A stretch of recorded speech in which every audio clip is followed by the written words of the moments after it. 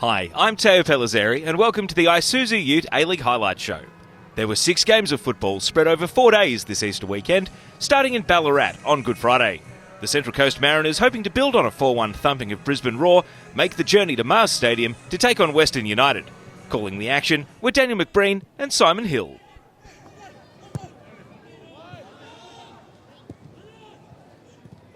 That's a lovely touch from Tulio. Moved on quickly by Nisbet, out towards Nkololo, who's around Josh Nisbet, or Josh Risdon with ease. And it could be a goal here, no. Jamie Young standing firm. Here's Dylan Parias, who's got away from McGarry, still going. Dylan Parias! Oh, a matter of centimetres wide. How about that for a ball from Marco Tulio to open up the field for the Mariners? It's 2-on-1 here. Silvera and Cummings, surely. Too easy for the Central Coast Mariners. One end of the field to another. What a ball initially from Marco Tulio. Sammy Silvera drew the defender and Jason Cummings did the rest. 6 goals in 7 games now for the Socceroo.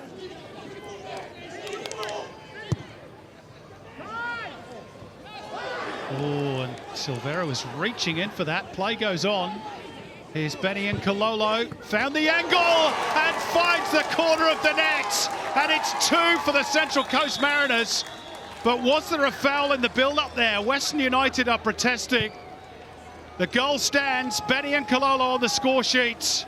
Western not happy about it. But now they trail by 2. It's threaded through, nobody's gone with Tulio, the cutback. Tulio first the loose ball, it's Silvera and McGarry. Side netting. Oh, they worked that really well, the Central Coast. How he was going to play with Jacob Farrell in decent form at left back, but Farrell's having to kick his heels on the bench. Here's Parias into the box, can they get on the boards? Just wide. Fractionally from Dylan Parias. Chested down by Tulio. Cummings alongside, chance here perhaps for Benny Nkololo. And on the turn, he skied it. Really good chance for the Mariners perhaps to put the game to bed. Driving forward for the Mariners. Garuccio in hot pursuit. Cummings in space. Jason Cummings. Another good stop by Jamie Young. And again, the Mariners winning the ball back high up. Another chance here for Nkololo as he overplayed it. Little back heel, it's in. It's 3, or is it? Sammy Silvera put the ball in the net, but the offside flag is up. Yep, it is going to be Diamante to deliver towards the back post, which is where Topple Stanley was stationed. Scarlett will prevent the ball going out just. Payne hanging it up, and Doumbia slightly off balance. Now Diamante's spin robbed of the ball by McGarry, and bursting through the middle is Nkololo. This to finish it, Benny Nkololo. And he's put it over the top. What a miss. Well, that's an ordinary finish, that, isn't it? They took their opportunities well in the first. And this could seal it. And wouldn't you know it, Dylan Wenzel-Halls against the club he left to join the Mariners with his first for his new club, and the 3 points are secure for Nick Montgomery's team.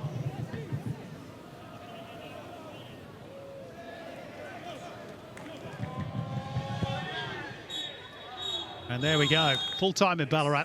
Western United 0, Central Coast Mariners 3.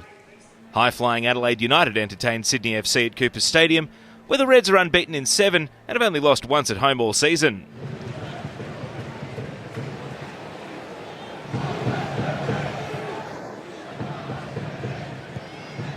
Goodwin delivering near post. Oh, almost 3 times in a week. Ben Wall, and that time denied by a ripping save from Andrew Redmayne.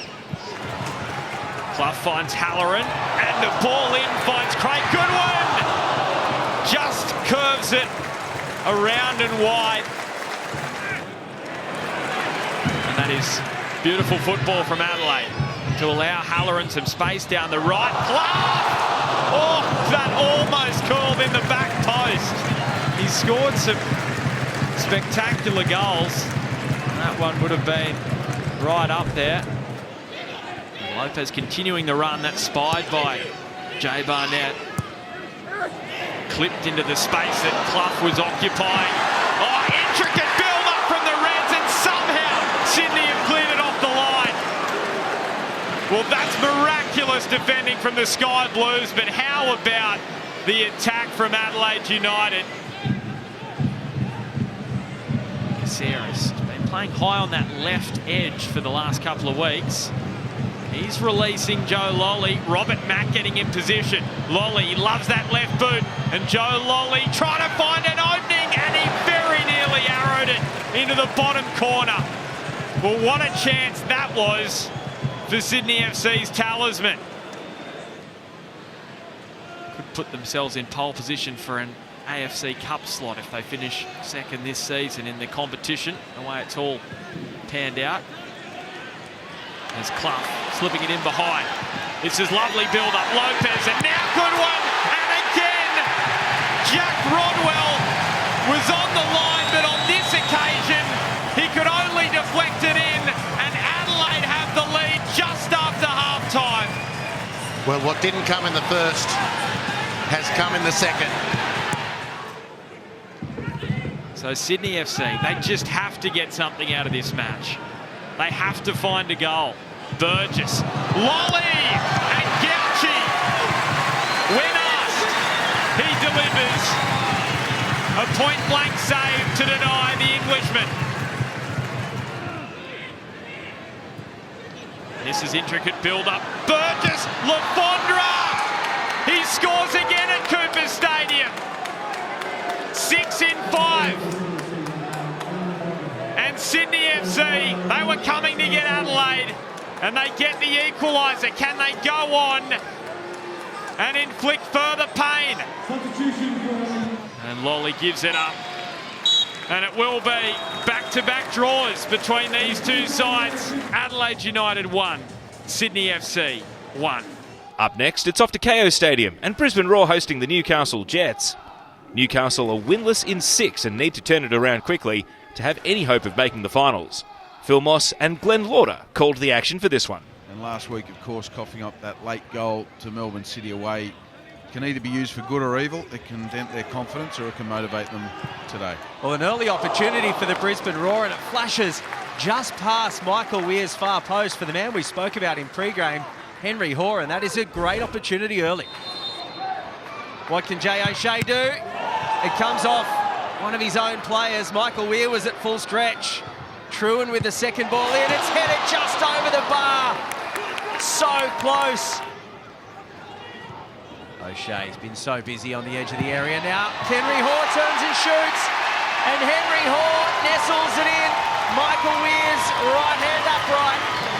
Brisbane have dominated, and Brisbane have got the goal they deserve. The home side leads 1-0. Well, we said they were tightening the screws. They've now hammered the nail. Henry Hoare with a wonderful turn on the edge of the box and an even better finish. And now Neville still going. Scott Neville will have an opportunity. Michael Weir palms it away. Jenkinson with a follow-up. 2 big chances for Brisbane. Well, it was Newcastle who came out on the front foot, but Brisbane Roar have put them back in their corner. In the last 60 seconds, there's a strike from Scott Neville. Certainly packed some gunpowder behind it. Henry Hoare goes to ground under the challenge of Matt Yerman, telling him to get up. I think it was outside the area. Chris Griffith-Jones maybe having a look. And now Jordan Courtney-Perkins, the substitute. He did everything but score. It just scuffed across the face of goal as Henry Hoare remains on the ground. Courtney-Perkins from the byline. The header was on for Škepović. Newcastle desperately defending. No, I don't see enough in that. That looks incidental. It's going to be a penalty. Jay O'Shea for 5 goals in 5 games. He makes no mistake into the bottom corner. Brisbane Roar on their way. 2-0. And now the opportunity from long range for Dane Ingham, just over the bar. Holmes was at full strength, at stretch. That would have been a cracker. Miento cutting back into the middle again, and Michael Weir comes out. He can't control it, and Shkepovic, I fancy, has his first goal in Brisbane colours. Shane Skinner says yes. Shkepovic celebrates, and Brisbane go 3 up. Michael Weir couldn't control it, and Shkepovic takes full advantage. Well, that is a brave, brave striker's goal. Brisbane will go on to win this one. A famous home victory, 3 in a row on their home soil for the Brisbane Roar. And at full time, it finishes Brisbane 3, Newcastle 0. Join us after the break as we wrap the rest of the action from round 23.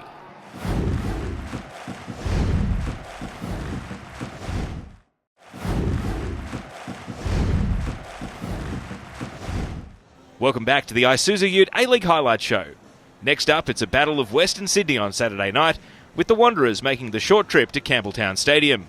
Marco Redan's side will need to get back to winning ways if they want to secure a home finals match next month. Daniel McBreen and Robbie Thompson are behind the microphone. Ninkovic with the captain's armband in the absence of Marcelo. Ball in and the header from the returning Socceroo, Brandon Borello. Nicely done to Malfitano. Ninkovic for Traore. Borello. Simmons now. Oh, clever little pass for Malfitano. Now Borello. So dangerous and explosive in those situations. Deflected behind corner. They worked their way through nicely, the Wanderers. The field was broken up on halfway with a little ball over the top.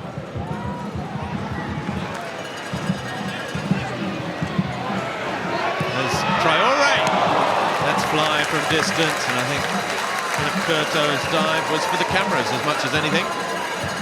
De Silva for Rose. Lockie Rose tries it from distance and perhaps just spotting Lawrence Thomas a couple of metres off his line. Well, this gives them great movement. Schneiderlin again, over the top for Liuni. He gets a toe on it, in towards Borello, and now the follow-up from Amalfitano. And that was a pretty good sighting on goal, all things considered, for more Roman Amalfitano. Just off balance too as he hit it, but it was in great space, good range. Lovely little ball over the top, great run from Liuni. It's a long ball for Liuni to chase, and he's got the better of Wietzer again.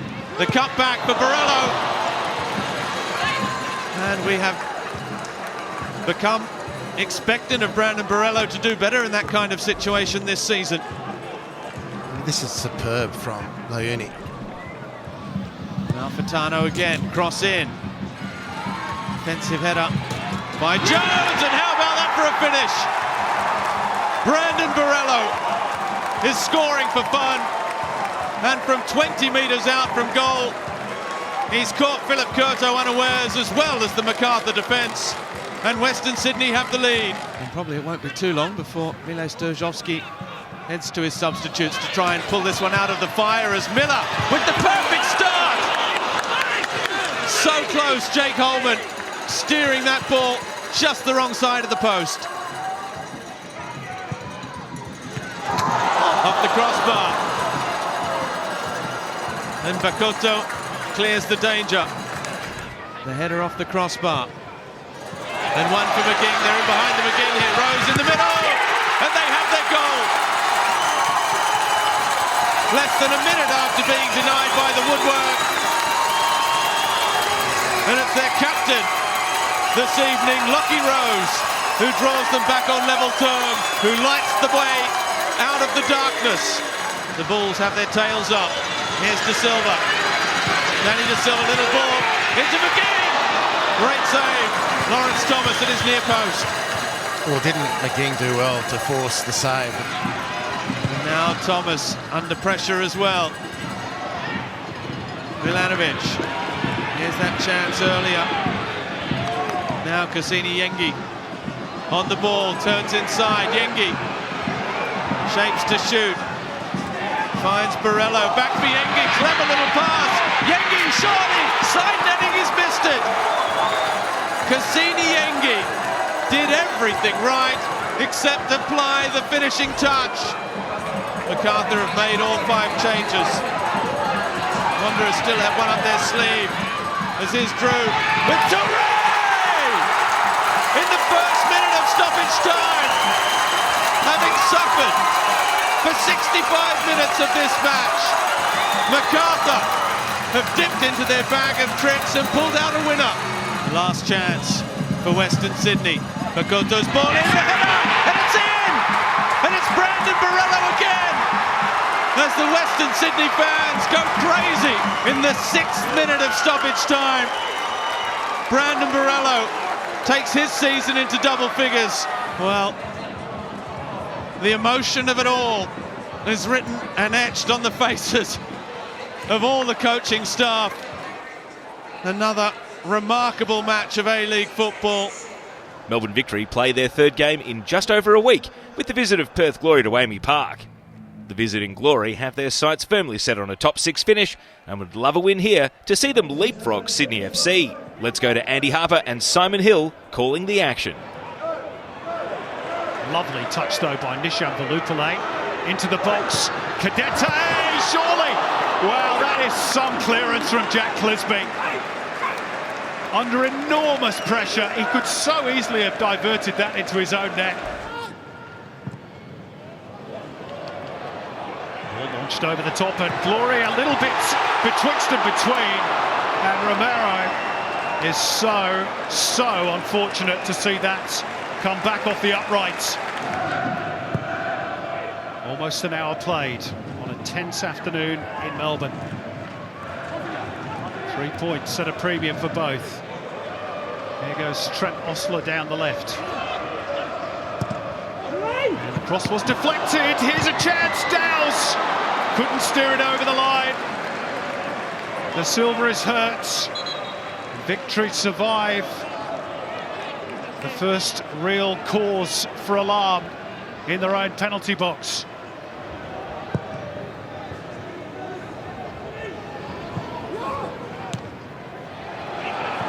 For Chris Economides to run after, but Ford's got there initially ahead of him, but Economides too strong.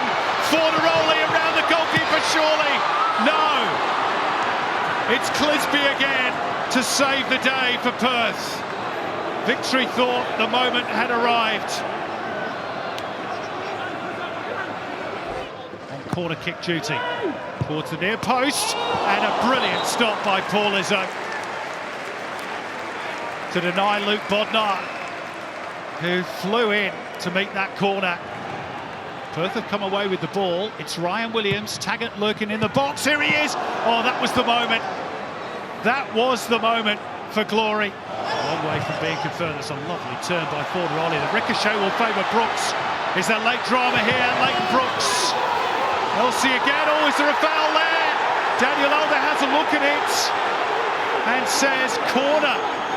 VAR will be looking at that, no doubt.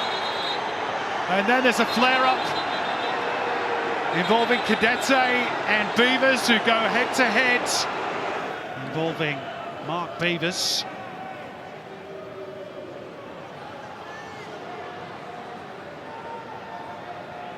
Well, Mark Beavers has already been booked, so he's off. If he's got a second yellow, yep, that's confirmed. Daryl Latchman got a yellow as well as Roderick Miranda. So Perth will end with 10 men. And that is full time. And the boos ring out around Amy Park. Well, full time at Amy Park. No goals. Melbourne Victory 0, Perth Glory 0. Wrapping up Easter weekend are league leaders Melbourne City and Wellington Phoenix at Amy Park. City are looking to break 7 points clear at the top of the table with just 3 games remaining. Phil Moss joined Robbie Thompson for this one.